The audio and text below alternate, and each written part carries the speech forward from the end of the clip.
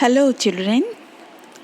In the previous class, I read a poem, Great, Wide, Beautiful, Wonderful World, written by W.B. Rance.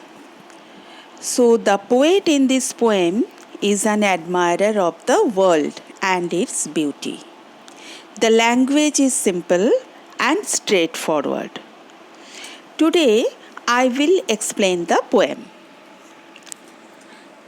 Let us start. Great, wide, beautiful, wonderful world, with the wonderful water round you curled, and the wonderful grass upon your breast. World, you are beautifully dressed.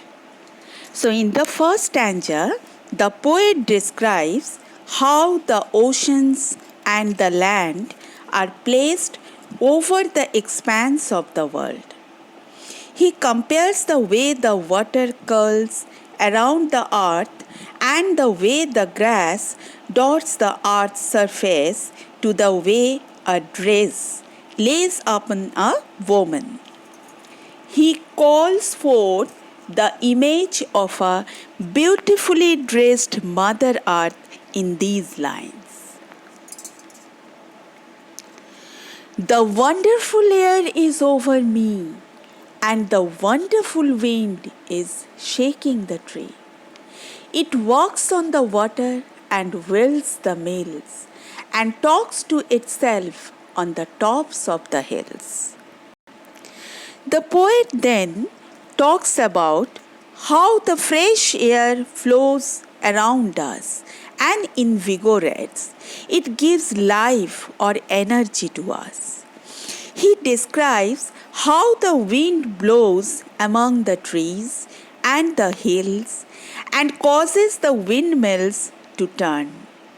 He uses personification to describe how the wind gently blows over rivers and seas, almost like it is walking over the water.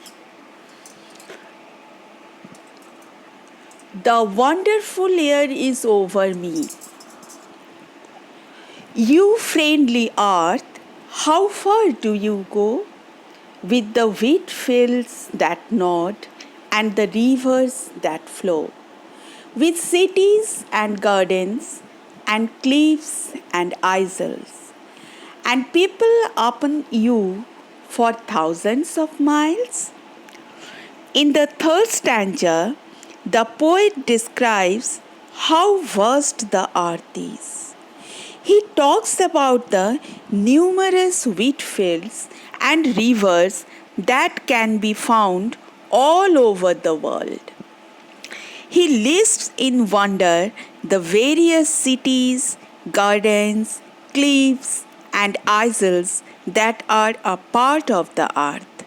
Finally, he talks about the millions of people who live in the planet. Ah, you are so great, and I am so small. I tremble to think of you, world, at all. And yet, when I said my prayers today, a whisper inside me seemed to say, you are more than the earth, though you are such a dot. You can love and think, and the earth cannot. The poet concludes the poem by reflecting on how big the world is and how small he is by comparison. He says that although the vastness of the world scares him, he has realized that there is one thing that makes him greater than the world in spite of his small size. His ability to think and love, an ability that the world does not have. So children, this is the poem with explanation. Now I am giving you the word meanings. you have to learn this all and learn the poem also. So today's class is up to this. In the next class, I'll give you the question answers of the poem. You have to check the school website to get the PDF and download it. Till then, take care of your health, stay happy, stay at home. Bye bye.